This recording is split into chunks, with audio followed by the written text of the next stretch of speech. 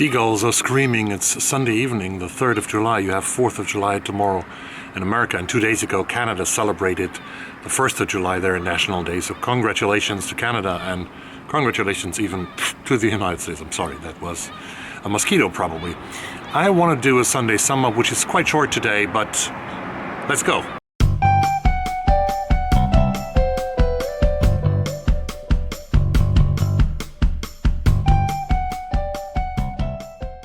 Last week I haven't had so much time for reading, but today actually was a very good day for reading for me. I haven't not finished a book in the last week, but I'm continuing reading Cut You Down by Sam Wiebe, or Sam Wiebe, however you pronounce him.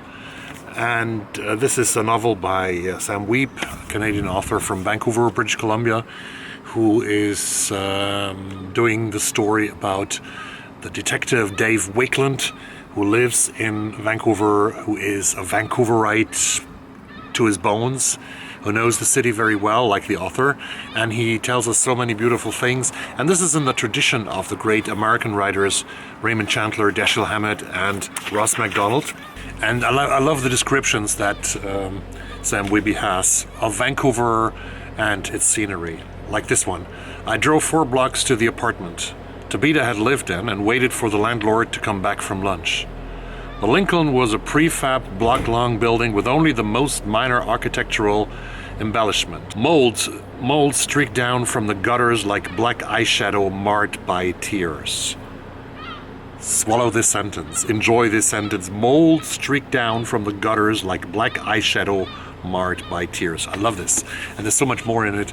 And I'm very excited to read Dave Wakeland and Sam Wiebe and all this beautiful detective stuff that is to find in this novel. Hard-boiled to the core, and a great tradition, and very well done by Sam Wiebe. The other one that I'm still reading, is, you can see I'm a third in, maybe a fourth, in this big one in The Avery by Dave Eggers. Oh, I got a warning sign here, warning that the battery is over. So I change the battery and come back.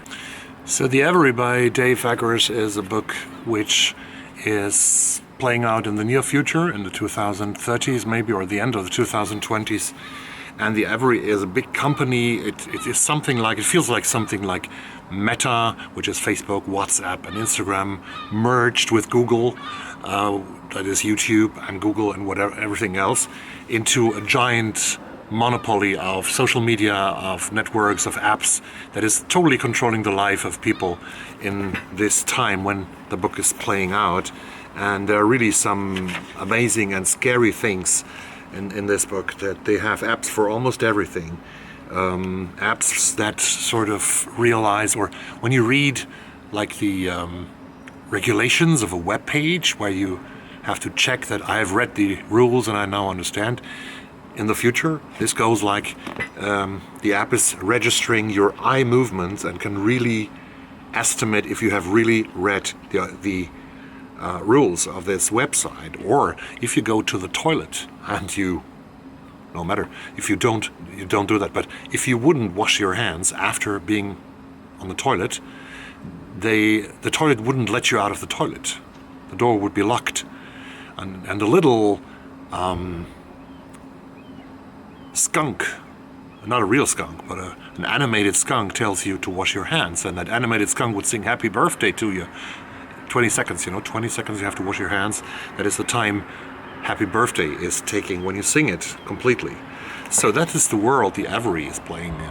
And that's really tough, and it's very interesting. It gets more exciting now that Delaney, the woman who wants to destroy The Avery for several reasons, has gotten a job in The Avery. She's sort of on the inside and tries to destroy The Avery from the inside. And if she's able to do that, and what hurdles she meets, I will read in the next couple of 100 pages of this book. I want to talk about some other things as well in this short video, hopefully really not so long video. And that is, one question that I came across was how certain books inspire you to read other books. Reading The Avery has sort of helped to put another book that I own very high up on my TBR, because this is about surveillance, this is about apps, this is about possibilities that the state or companies have to control your lives, to manipulate your lives. And I have another book here that I want to read sooner now than I actually thought about it, 2 weeks ago maybe.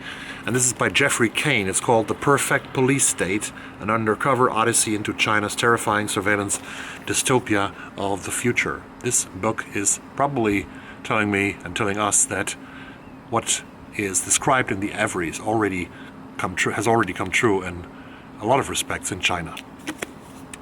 And another book that I was pointed to by book that I read, maybe you saw my review of Mieko Kawakami's amazing novel, All the Lovers in the Night. And I mentioned in that video the author talk that I watched and enjoyed between Mieko Kawakami and the American author Karl Fajardo and Steen from Denver, Colorado. And in that talk, Karl asks Mieko, would you recommend me and us some other female Japanese writers who write about the life of normal people, of poor people? And after some thinking, Mieko Kawakami came up with the name Natsuo Kirino. And I actually realized I have a book by Natsuo Kirino, and maybe we should have more. This one is called Grotesque, which is on my shelves, but I wouldn't have read it so soon probably, but now it has risen up in the TBR. This is a book, not so much a crime novel as a brilliant subversive character study. It is a triumph in its boldness and originality. It broadens our sense of what modern Japanese fiction can be, is one of the blurbs. Cool, angry, and stylish. Thank you very much for this recommendation, Mieko Kawakami. That about the reading. A few other things I have to mention, of course. There was a mass shooting in Copenhagen tonight, about 3 hours ago, and we still don't know how many people have died, but people have died, and a 22-year-old man was arrested. It is an ethnical Dane was arrested, suspected for this. And this led me to the question, I wanted to look at mass shootings in the United States, what happens there and how many, and so on. I actually checked the numbers now in the Gun Violence Archives, which is one of the best websites that keeps surveillance about the shootings in America. There were, I think, 7 or 8 shootings Saturday and Sunday in the United States, in different states, in North Carolina, in California, in Kansas, in Mississippi, in Missouri. And the worst one in Texas, apparently, where 3 people were killed and 4 were injured, 3 of them policemen. So until now, until late Saturday night, which is yesterday, there were 302 mass shootings in the United States in this year of 2022. Just to remember us, to remember all of us, what happens. Another question that is, of course, troubling me, troubling us, is the ongoing war in Ukraine. We have already almost got used to it. To the news from Ukraine that Russia is bombarding hospitals, kindergartens, schools, normal houses, and kills hundreds of people each and every day. And right now the Russian forces the Russian fascist army has almost conquered the whole part of Luhansk and Donbass that they wanted to regain, but they are going to move on if we don't help Ukraine. We have to help Ukraine because there will be a next victim if we don't stop the fascist Russia from doing so. This is also a big question that will concern us over the next couple of months, and I still want to keep awareness for this question and for this war where people die here in Europe each and every day. And literature is always, sometimes it's escapism, but sometimes literature can teach us also a lot about these ongoing things. And concerning the war in Ukraine, I want to recommend 2 authors, one German and one American, 2 great scholars of the Ukraine and Russia. The one in the United States is Timothy Snyder, professor for history at Yale University. The one in Germany is Karl Schlögel, who was a professor. He's a professor emeritus. He's retired from the University Viadrina in Frankfurt an der Oder in eastern Germany, not the bigger Frankfurt, the smaller Frankfurt in the east. And both of them have written different kinds of books about Ukraine, about Russia, and about the history. And Schlögel and Snyder have warned us all to not believe the words of Vladimir Putin and to take him very seriously. Well, I'll put notes down below to books by Karl Schlögel and by Timothy Snyder. That was everything for today. The next video on this channel should be, hopefully in the middle of the week, my prediction for the Booker Longlist 2022.